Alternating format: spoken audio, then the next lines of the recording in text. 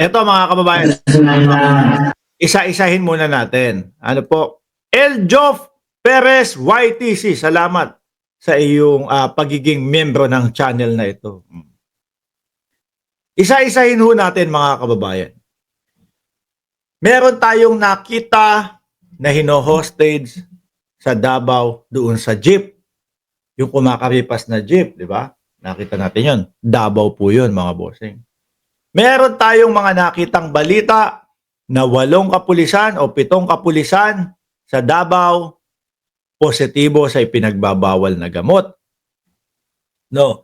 Meron tayong mga nakita na balita na 37 o 38 na staff, no, o kawani nung munisipyo nila positibo sa ipinagbabawal na gamot.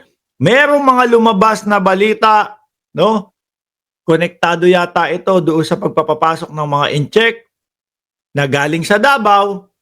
Merong 1,200 na mga peking birth certificate, mga bossing. Ano? Meron tayong mga nakita o merong mga nahuli na manager ng Pogo. Saan po nakita? Sa Davao din po, mga bossing. At lahat po ng yan, meron pong mga video, meron pong mga litrato, lahat ho yan, mga bossing.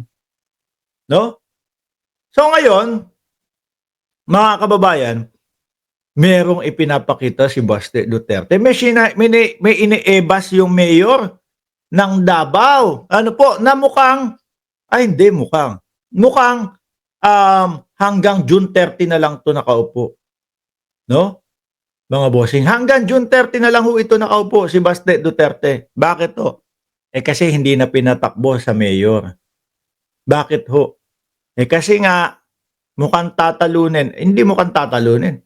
Ilalampaso ni ni Carlo Nograles, mga bossing. Tingnan nyo naman ho ang itsura ni Baste versus itsura ho nung isang tunay na mambabatas. Kaya siguro ang sinabi ng tatay, Baste, mukhang sa itsura mong yan, mawawala pa sa atin ang Davao ah. Diba? Ako na ang tatakbong mayor dyan para sure ball.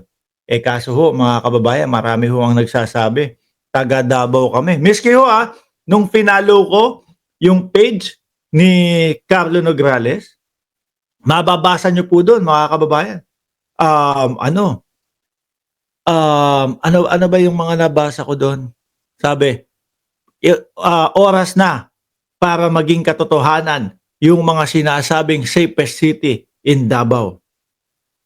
Ganun. Kasi mga bossing, paano ba naman talaga magiging safest city ang Davao? Mga boss, paano magiging safest city ang Davao kung napakadaming positibo sa droga? Di ba mga bossing? Paano, ulitin ko paano magiging safest city ang Davao kung napakadaming positibo sa droga? At karamihan pa ho doon, nasa loob ng munisipyo. Di ba, mga boss? Sinasabi nila, kami ang safest city sa Southeast Asia. Tinalo pa ang Singapore. Nakakahiya naman sa Singapore, Davao. Yung mga propaganda nyo, sobra-sobra naman yan. Naku, baka yung mga iba hindi pa nakakapunta ng Singapore, mahihiya kayo dito sa sinasabi ng mga DDS na safest city in Southeast Asia sila. Kakahiya ho ngayon, para po yung mga naibabalita na with video, with mga picture, mga kababayan, para kumbaga mapagtakpan, merong iniebas yung mayor. Inasabi, ito daw po, yung naka-blurred, inutusan para lang daw sirain yung Davao. Diyos ko, Baste. Miski ako, kung ako ang nasa posisyon nyo, kunyari, ganyan din ang gagawin ko. No? Kunyari, eto, may inutusan, baka bata nyo din yan, Eto, may inutusan para daw pusirain yung Davao. Paano mo naman ipapaliwanag yung mga birth certificate na tinalo ang rekto? Ako ho, ang tagal ko, ilang taon ho ako dyan sa ilang taon ho ako dyan sa, kumbaga, sa rekto, mga kababayan, sa U-Belt. Pag naglalakad ako, simula doon sa may LRT hanggang doon sa UE, no? Ang haba ho niyan, mga bossing. Ang dami pong mga ang dami pong mga gawaan ng mga diploma. O sasabihin nga, minsan may barkada ka. Boss, saan ka gumraduate? Naku, doon ako sa UE gumraduate. Ayun. Yung pala, yung gawaan ng diploma sa labas ng UE. Eh kung sige kung sino, kung talagang sa UE ka gumraduate, sino ang principal nyo doon? Ang pangalan ng principal namin si Aling Maria. No. Sino ang advisor mo doon? Ang advisor ko si Kuya Totoy. Sino yung dalawa na yun? Yung principal pala yung nakaupo mismo doon sa gawaan ng birth certificate at gawaan ng ng diploma. Si Kuya Totoy pala yung nag-iimprenta ng diploma. Graduate pala sa recto. Nagulat ako, 1,200 birth certificate. No? Na peke, galing Davao. Paano ipapaliwanag yun? Okay, basta. Individual na galing ng Leyte, he was asked to do a job here in Davao. Sinadya. Uy, saglit lang. Sinadya, ayan, may sinasabi si Baste. Ulitin ko ha, dahil nandito na po si Jonard Malinaw na ang tanda-tanda na ang i-comment lang, adik ka rin, no? Yun lang. Dami natin topic dito, Jonard, Ang haba na ng experience mo sa buhay. Ang dami na nating tinapik dito, tapos ang komento mo lang, adik ka rin, no? Sundan nyo na. Isunod nyo na yung nasaan na yung 20 pesos na bigas. Di ba? Yan, total, alam naman namin yung mga itatopic nyo na. Ang itatopic ninyo, adik ka rin. Itatopic nyo, yung i-comment nyo, adik ka rin. 20 pesos na bigas. Yung mga paulit-ulit, bangag ka, bayaran ka. Sa araw-araw na ginawa ng Diyos. Sandali, yung totoong Diyos ha, hindi yung Diyos nyo.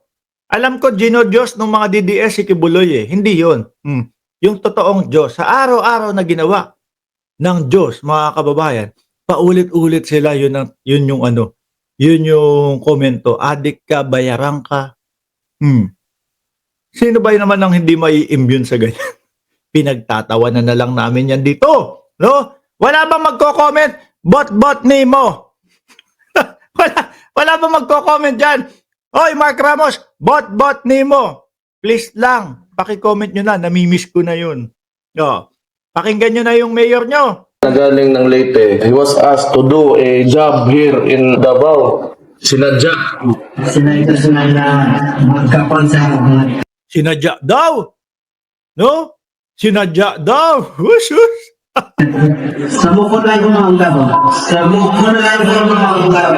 Madali bayaran ng isang tao para gumawa and a promise of a reward pag nagawa nila yung criminal activity. Boss, hindi nyo nga naipaliwanag yung doon sa 38 na positibo sa loob ng munisipyo. No? Malabo na ma-divert nyo ang utak ng mamamayang Pilipino na nawala. Ayan na! Yan yung gusto ko kay Jonard, talagang pinapatunayan. Bayaran ka rin ba? Hinamak ko na yung pagkatao mo. Sinabi ko na, ang haba na ng eksperyensya mo. Yan lang ang kaya mong i-comment. Pinatunayan niya ako. Di ba? Bayaran ka rin ba? Oo naman! Gusto mong malaman kung magkano. Gusto mo malaman kung magkano? Wag na! Baka sabihin mo, ang unfair naman ng buhay. Si Mark Ramos, nagsasalita lang doon. Pasalita-salita, nagkakape. Tapos ganun ang kinikita, ganun yung binabayad. Tapos ako sa comment section, paulit-ulit ako na nasaan ang 20 pesos na bigas. Alam nyo, itong mga Duterte fans, mga boss. Uulitin ko kinukupal niyang mga yan si Duterte. Jonard, tama ako, di ba? Kinukupal niyo lang si dating Pangulong Duterte. Di ba? Mga DDS, labas kayo dyan, labas. Comment kayo, no? Tama ako, di ba? Kinukupal nyo lang si dating Pangulong Duterte. Oh, di ba? Sa comment section, tingnan nyo ha. Sa 1,700 na nanonood sa atin, pagpalagay na natin, meron diyang 50 hanggang 100 na DDS. Dito dumadalo ho. Dito pinapakita nila ang presensya nila sa Mark Ramos channel. Pero ho, mga kababayan, yung lolo nila na si Duterte, panay na ho ang pagpapatawag sa kanila. Paulit-ulit silang pinapatawag, mga kababayan. No? Mag-rally tayo. Oh. Pero hindi ho nila dinadaluhan. Hindi ho nila pinupuntahan, mga kababayan. Ay bakit ho? Hindi nila love, no? Kinukupal lang talaga nila 'yon. Oh. Sasabihin, "Opo, Tatay Digong, pupunta na po kami diyan." Pagdating nung araw na 'yon, yung tatay nila wala. Walang pumunta, malulungkot. Oh, ano tawag nyo doon? Kinukupal nyo kasi hindi nyo naman tinutupad yung sinasabi nyong pagsuporta sa kanila. Di mo ba? Biruin mo, dating Pangulong Duterte na yun, ha?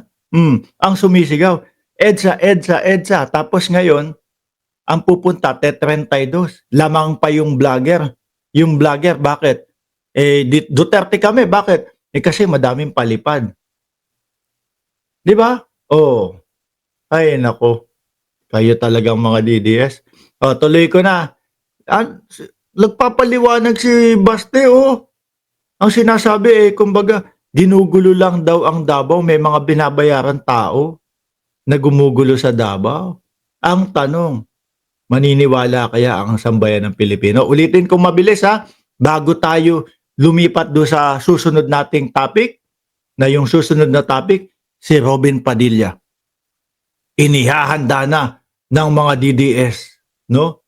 Para sa pagka-presidente. Isang ulit na lang to. Oh. Nagaling ng Leyte, he was asked to do a job here in Davao. Sinadya. Sinay na magkapon sa mukod lang ko mga Davao. Wag nga kami, baka kayo lang yan. Baka mamaya laya na yan. Mamaya laya na yan, ha? Tapos uuwi na ng bahay. Tapos masarap na kakainin yan. Anyway, mga bossing, iwan na natin yan si Baste.